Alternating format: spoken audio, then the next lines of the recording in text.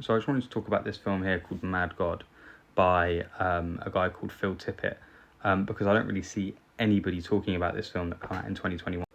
It's also one that I have in my movie collection. Definitely is one that I had to pick up when this came out.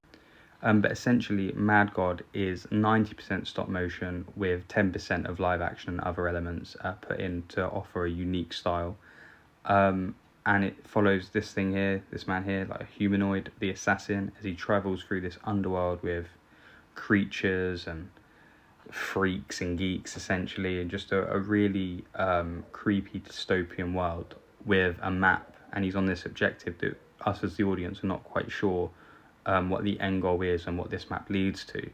But it is such a cool stylistic film. Just how he's able to convey the emotions of the characters, the story, the grotesqueness of this world, with next to no dialogue, just a few grunts and sounds from creatures and things, is super duper impressive, especially from a man this is his only film that he's directed and had sole ownership over, essentially. As an important thing to note about Phil Tippett is he started making this film in 1987 and it didn't come out until 1981. And Phil Tippett, you would say that his maybe not so much the story, because it definitely isn't for everyone, and his storytelling techniques definitely aren't for everyone. But one thing that would be noted by most people watching it is the stop motion,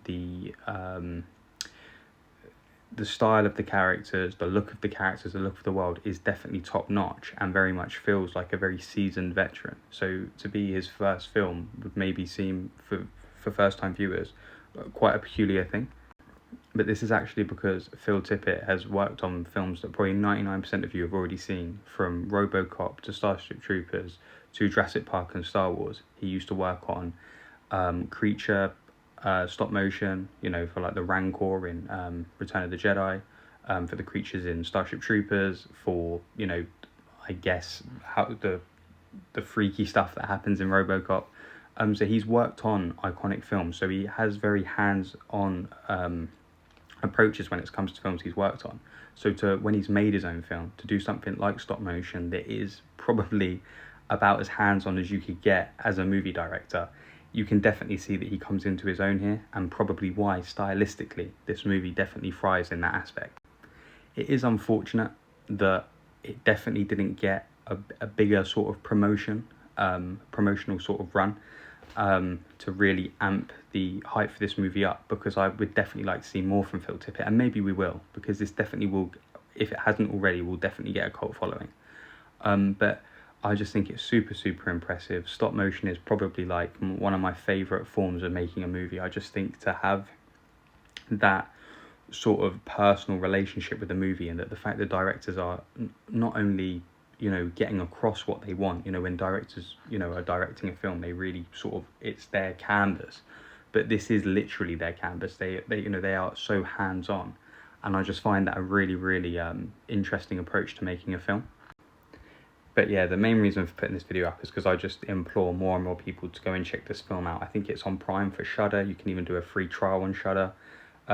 It's on there. If not, pick it up. It's not too expensive. Definitely check this film out, and you will not be disappointed. It's not massively long. I think it was like an hour and a half.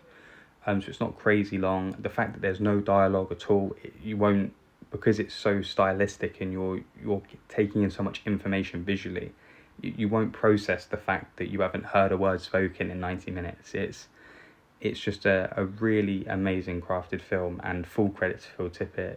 Nearly 40 years in the making for a movie, but if it was, if you were someone from 1987 that knew about this film and you were excited, for me it would be nearly 40 years worth the wait, because it is just a masterpiece in stop motion animation. Really, really solid film.